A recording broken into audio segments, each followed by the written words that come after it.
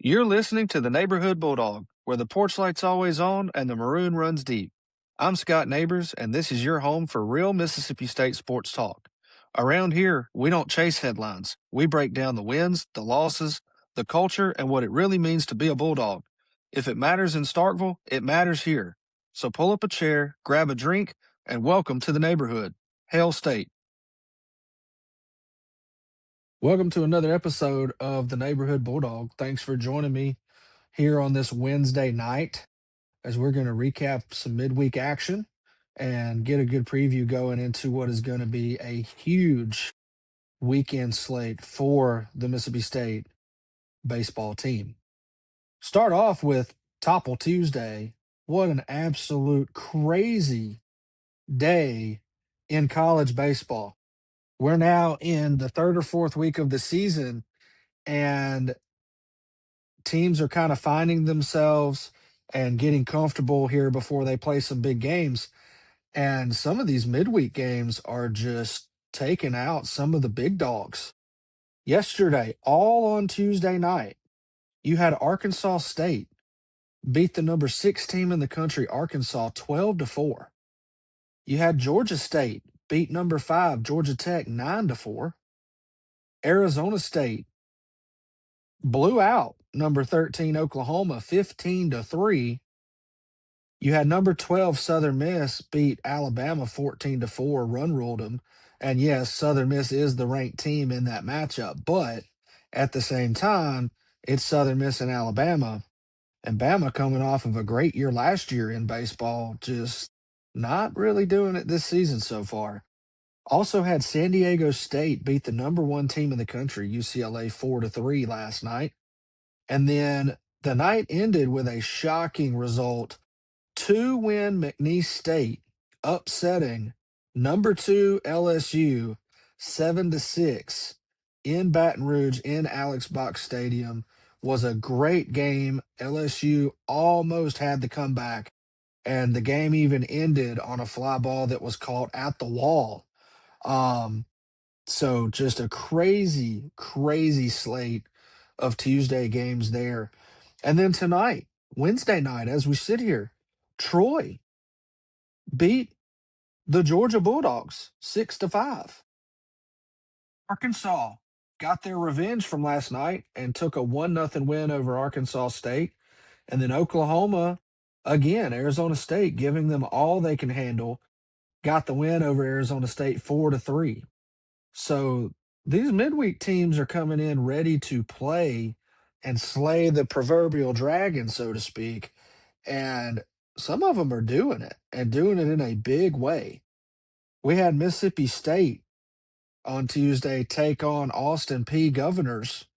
And Austin P, when they were here for a midweek 2-game series back in February of 2024, they took both games at Duty Noble Field, 3-2 and 13-10.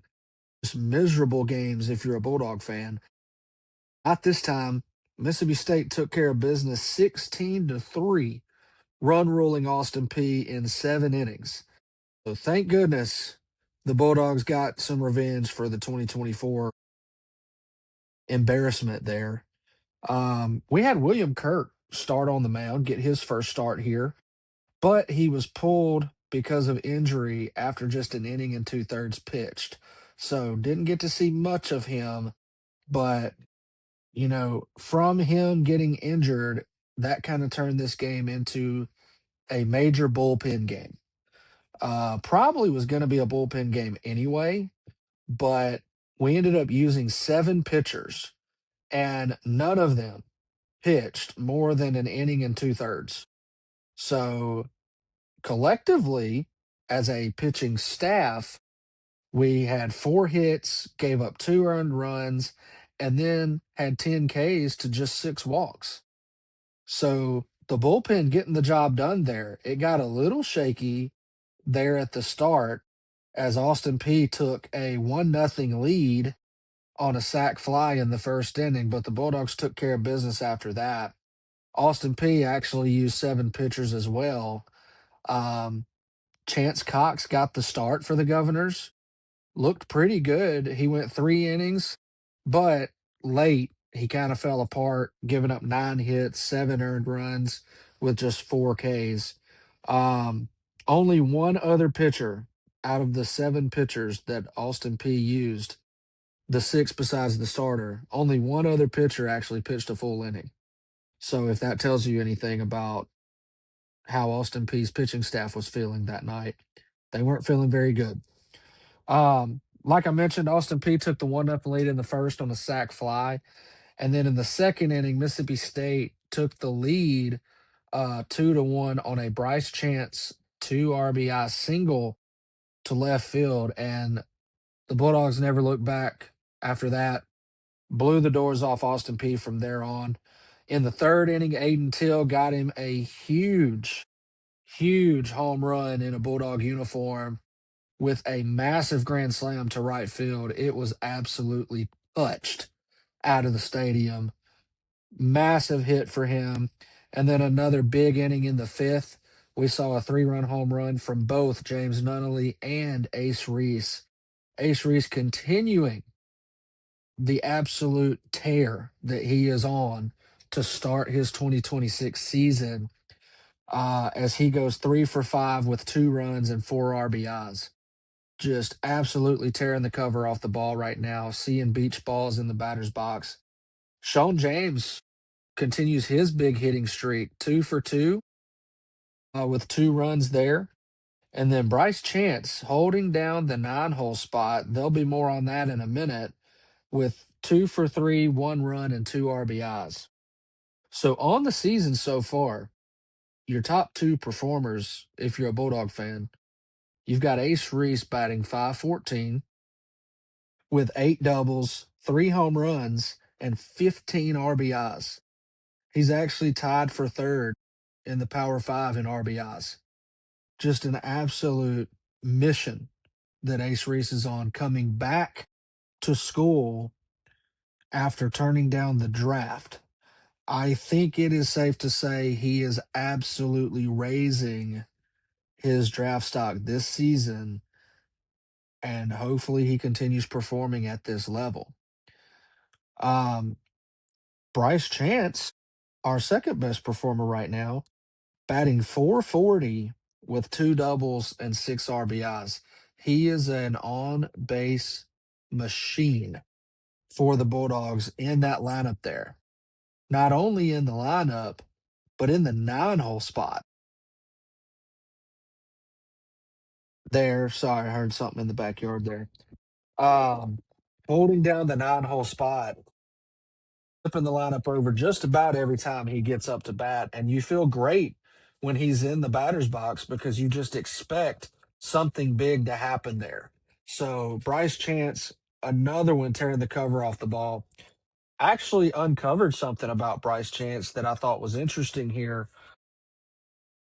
Among 9-hole hitters in Power Five college baseball, Bryce Chance is among the absolute best of them. Batting 440, this is where Bryce Chance makes his money. He is currently looking at a strikeout rate of around 6.7%. For comparison's sake, the average 9-hole hitter in the Power Five is around a 22 to 28% strikeout rate. So that just shows you the level of talent Bryce Chance is. Not just talent, but how elite he is in his role for this Bulldog baseball team. The average Power Five 9-hole hitter is also only batting about 220. Bryce Chance is at 440. So as it stands right now today, there's only 2 players in college baseball that are under a 7% strikeout rate. That's Bryce Chance for Mississippi State and Jaron Advincula, I think is how you say it, for Georgia Tech. Bryce Chance is at 6.7. Advincula is at 6.0%. So another thing that people may not know, Bryce Chance actually led the entire SEC last year in 2024 or 2025 with an 8.3% strikeout rate. So he was already good, and he's clearly elevated his game so far this season as well. His numbers overall Forget batting 9 hole. That's amazing that he's doing this in that slot and just shows the depth of talent the Bulldogs and Brian O'Connor have. His numbers put him in the top 1% of all hitters in Power Five college baseball. So shout out to Bryce Chance being somewhat of a unicorn and just an absolute incredible unconventional 9 hole hitter that absolutely knows his role and does it at a superstar level. So shout out Bryce Chance. I love that he's in the Bulldog uniform, and we are extremely lucky to have him in a Bulldog uniform. So looking forward to this weekend, Mississippi State has a huge weekend coming up as they are going to travel to the Amegy Bank College Classic tournament in Arlington, Texas. Three massive games against very solid opponents. We mentioned on Sunday night, this is where it gets real. This is where Brian O'Connor and the Bulldogs are going to show what they're made of and if they are a true contender in not only the SEC, but Omaha national title conversations. We're going to see what they're made of here. And to be honest, I would be ecstatic if Mississippi State went 2-1 this weekend. That would be massive. I don't know if they are, but if they can, boy. And then if they end up going 3-0, man, you're going to have a level of excitement in Starkville that might not have been seen since 2021 in Omaha because people are going to start feeling it. Uh, Bulldogs are going to get their weekend started at 11 a.m. on Friday versus a really solid Arizona State team. Unfortunately, you can only watch these games on Flow College, where you're going to have to pay through a paywall to watch the games. And, judging by LSU's experience last week, the wrong pitcher was being shown. They had the wrong stats for how long Jay Johnson had been the coach at LSU. So you have to pay to watch, but just be glad you're watching it at that point. You're not going to get a whole lot else there. And then don't forget to cancel your subscription after the tournament is over. Always throw that in there too. So Bulldogs get started Friday at 11 a.m. Arizona State coming into the game, only losing one game so far this season. They've got wins over Omaha, UConn, St. John's. They blew out Oklahoma last night, like I mentioned, and then they lost to Oklahoma tonight by 1 run, marking their first loss of the season. Okay. So for Arizona State, you got two players in the lineup that you're really going to want to watch out for. Similar to Ace Reese and Bryce Chance, just really solid numbers here. Landon Hairston batting 412 with 5 doubles, 3 home runs, and 16 RBI. And then you have, I believe his name is Nuu Contreras, batting 394 with 2 doubles, 4 home runs, and 15 RBIs. So those guys are very much the guys that are going to get the runs in. So if the Bulldogs walk the bases or have players on for either of these guys coming up in the lineup, that's where you're going to lose the game. That's where it can get dangerous very fast. On the mound for Arizona State, looking at who has been their Friday starter all season so far, you've got Cole Carlin. Okay. He is a left handed pitcher, big guy, 6'5, 230. Big guy. He's currently got a 1.64 ERA in 11 innings pitched with 5 hits, 2 runs, giving up 2 home runs, but he's got a 12-3 strikeout to walk ratio. So he's going to fill up the zone. He's going to make you work for it, and you better be ready. Currently, he's got a 135 opponent batting average. Cole Carlin getting it done on the mound for the Sun Devils, a big reason why they've only lost one game so far.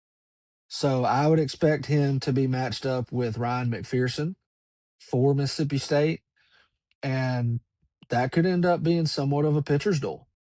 I think we'll see a good Ryan McPherson versus a good Cole Carlin, and that may be a low scoring game. But the Bulldogs are going to have to do the little things well to win this game, meaning, like we talked about the other day, you cannot make the same base running mistakes that the Bulldogs have been making.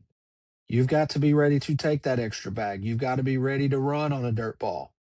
You can't hesitate. That's where the game will be won and lost versus Arizona State. Attention to detail. On Saturday at 3 p.m., the Bulldogs are going to face Virginia Tech, who also only has one loss on the season. They have wins against William and Mary, East Tennessee State, Rutgers, and James Madison, and their only loss was the middle game against Rutgers. So for Virginia Tech, again, top hitter on their squad, they didn't have as many players batting over 400 like Arizona State did. Arizona State had three players batting over 400. Virginia Tech has one. That's going to be Sam Grube or Gruby, batting 444 with 12 hits, four doubles, and two home runs. He's kind of the staple in the lineup for Virginia Tech there. And lucky for us, Coach Brian O'Connor, having spent 21, 22 years at the University of Virginia, very familiar with Virginia Tech and their program, how they play the game, their coaching staff. So I think that is huge for Mississippi State going into this game, that O'Connor has some familiarity with the Hokies there. Looking at who is the Saturday starter for Virginia Tech so far this season, you've got a guy by the name of Griffin Steig. Griffin has pitched 9 innings. He's got a 5 ERA, 5 earned runs, 2 walks, 8 Ks. Opponents right now are batting 278 against Griffin Steig. So that is a game where I would expect the Bulldogs to have a big day offensively. I think this game is their best chance to get a win this weekend. Um, like I said, I think Arizona State's going to depend on how we look on the mound. I think we're going to have to pitch it well. We're going to have to hold the runners, actually, which we have not done so far this season. We're going to have to pitch well and hold runners to win that game on Friday. This game, I think, is the one where the offense can carry us a little bit. Um, on top of Tomas Valinkas having another good showing, a third consecutive good showing on the mound for us on Saturday there. I expect him to start on Saturday. Um, again, with a 278 batting average against. I expect Ace Reese, Bryce Chance, Sullivan, Stallman. I think we will have a big day at the plate versus Griffin Steig there and hopefully come away with the win. Sunday is where that game and this weekend kind of wrap up, but also get intriguing at the same time, as we're going to take on the number one team in the country, UCLA. And what a time to be playing the number one team in the country right here before SEC play. So Sunday at 2:30, UCLA is 6-2 so far, with wins against UC San Diego, Tulane, and a very loud sweep against TCU last weekend. Very impressive from the Bruins there. Their two losses, they lost one game to San Diego State and one game to UC San Diego. So in their lineup, their main guy, statistically, Muliva Lev, 412 batting average, 5 runs, 14 hits, two doubles, and a home run. Keep him in check, you keep the lineup in check there on the Bruins. Similar to Virginia Tech, and I don't know if this guy pitches for UCLA with it being such a big matchup. Hendon Stump with a 6.35 ERA, 5.2 innings, 4 earned runs, 5 walks. Opponents are batting 304 versus Landon Stump. So again, Mississippi State has a big chance here on Sunday, depending on if this is who the Bruins go with, to really make a statement and let people know they are for real. 304 batting average against, again, you have to have a big day at the plate. Your hitters have to be ready to swing the bat, jump on him first pitch early, and attack him similar to the other teams that have. He's only got 5.2 innings pitched, but he's been their Sunday starter now for 3 weeks, 2 or 3 weeks. Going off of that, I would feel pretty good about the Bulldogs' chances to win that game on Sunday and upset the number one team in the country, UCLA. Um, Likewise, for Mississippi State, we're going to have to pitch our best on Sunday. I mentioned the other day that Charlie Foster needed to get it together. He needed to figure out what he's going to do, if he's going to stay in the rotation, if he's not. You've got 2 straight weeks of poor performances from Charlie Foster where one thing went wrong and then just kind of the wheels fell off, whether it's a mental thing, a tiredness thing, whatever. That cannot happen. And it certainly cannot happen against the number one team in the country. I would expect as we sit here today, and I don't think the rotation has been announced as we sit here Wednesday night. Maybe it has. Um, I would expect Duke Stone to pitch on Sunday for Mississippi State. Just going to check real quick and see if the rotation has been announced. I worked a very long day today. Let's see. No, the rotation has not been announced. And that to me, being on Wednesday night here, that to me says Brian O'Connor's trying to make a decision with Justin Parker. I would expect to see Ryan McPherson, Tomas Valinkis, and Duke Stone. I think that rotation at this point gives you the best chance to win all 3 games.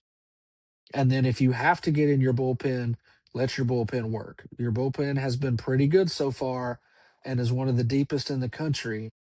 So let them work, let them see what they can do off the mound there for the Bulldogs, and hopefully come away with a massive weekend win against 3 really solid teams and programs there. Um, Looking at the other sports as we go into the weekend, it's Wednesday night tonight. We've got some games going on. The softball team got a big win over Georgia Tech, 5-0 tonight, and they're going to play Wofford, Georgia Southern, and Clemson this upcoming weekend. So a big chance for them to show where they are. You know, they've only had one loss on the season so far, and I believe I saw they are the highest ranking in program history right now under Coach Ricketts. So Samantha Ricketts and the Diamond Girls absolutely getting it done there. Um, I'll be curious to see what they can do through the weekend. Women's basketball. We talked about them a little bit a week or two ago, how we are getting down to crunch time. The season's running out. They only had about 5 games left. Well, they have not performed well so far in what is considered crunch time. Um, you get a big win over Georgia, and you can't sustain any momentum whatsoever as you end up, I believe, playing Florida and then just, I mean, not even getting off the bus versus Texas at Texas on Sunday. An absolute embarrassing loss. I think they lost by what, 40 plus points in Austin. You have a chance to make the NCAA tournament here. You have to show that you are a hot team because while your overall resume does matter, the committee's also going to look at who's hot right now and who's not. If you're flaming out and you're on that bubble, you're not getting in. So the women's basketball team needs to figure it out here. They need to figure it out fast. They are going to play Texas A&M tomorrow, Thursday night. And then on Sunday, they play LSU. These are two chances you have here to make a statement and show that, yes, we belong. We can make a run in the postseason. But if you show up to either of these games, even if you beat Texas A&M, if you show up to play LSU the same way you did against South Carolina and Texas, I'm not sure you even make the tournament at that point. So I would like to see some energy. I'd like to see some prioritization from the women's basketball team, giving the point of the season that we're in. This is not the time to start taking it easy. This is the time you need to put it together and make a run. Um, we have to mention men's basketball. Not that I want to, not that anybody has wanted to so far this season. Just once again continuing a dismal season.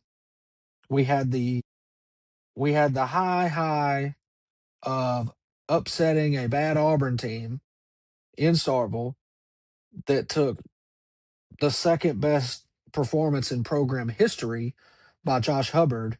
And even then, you had to come back from being down 7 after blowing an 18-point lead, even after the incredible performance from Josh Hubbard, which that's a thing in and of itself. Imagine having a guy score 35 points in the first half alone, and you have to come back in the last minute and a half to win the game. It should have never been close. But as we sit here tonight, men's basketball is currently losing 82 to 53 with about 10 minutes left in the game at Alabama. Again, we've got to find a way as a Mississippi State athletics department and athletics programs and teams. We've got to find a way to keep some momentum. It does no good to celebrate and have these huge wins if you're going to turn around and not even show up. To do something like beating Auburn like we did last Wednesday, a week ago today. Everybody's so happy. The basketball team's going to turn it around. This is great. And then you get your doors blown off on the weekend. You don't show up with the same energy, and it just wasn't a game to even watch. That's got to stop happening. It's got to stop. Fans can't take it. I'm sure the coaches don't like it either, but something's got to give. We're at Bama getting our doors blown off right now, and then we go and play Missouri this weekend. Missouri's a solid team. You have to win that game. You have to win that game. Mississippi State is sitting here at 13 and 14 on the season, fixing to be 13 and 15 in year 2 or 3 of Chris Jans. And you're talking about a coach that's made the NCAA tournament 3 consecutive seasons. But when this team lost a Keyshawn Murphy, a Tolu Smith, a Cam Matthews, you're supposed to go in the portal and get players to replace them. And Chris Jans just absolutely blew it in the portal this season. Most people could tell from the first game of the year, this ain't going to work. These guys ain't it. So I would like to see Chris Jans overhaul it, just completely overhaul it in the portal this offseason.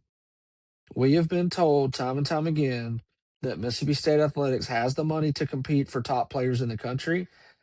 Act like it.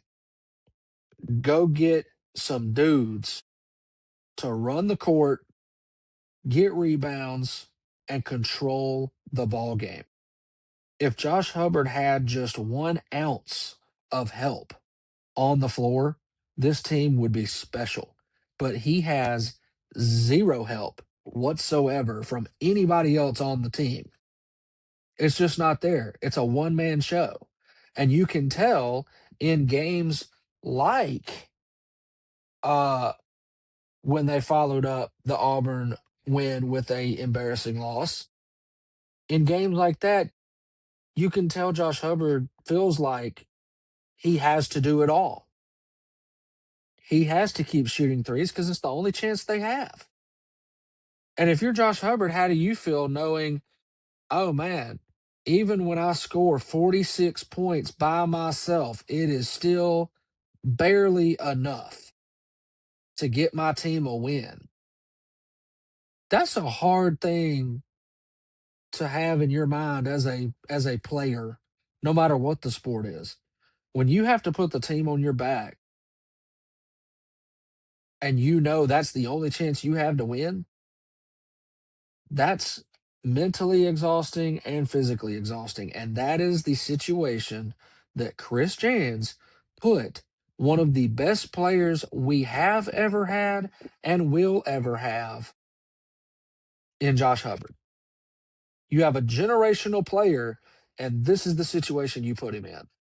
It's baffling to me that he would blow the evaluations like he seemingly did. And if you're Josh Hubbard, I don't know what you're thinking when this season's over. I hope you don't leave Mississippi State, but don't think that he won't have plenty of opportunity. And if you're Josh Hubbard, how do you look at the situation you've been put in and not at least wonder what could be if he had some help on the court? So I will go ahead and tell you that is probably the last time I will speak about men's basketball on this podcast, at least until next season, because they're just not getting it done. I mean, it's a waste of time and breath, and we're just going to move on and be excited for baseball season and then hopefully football season. So back to the main point at hand, Mississippi State baseball, massive weekend coming up. Mississippi State softball, can they continue their winning ways and be one of the top teams in the country? The teams on the diamonds are taking care of business. I wish the teams on the hardwood would follow suit and do the same.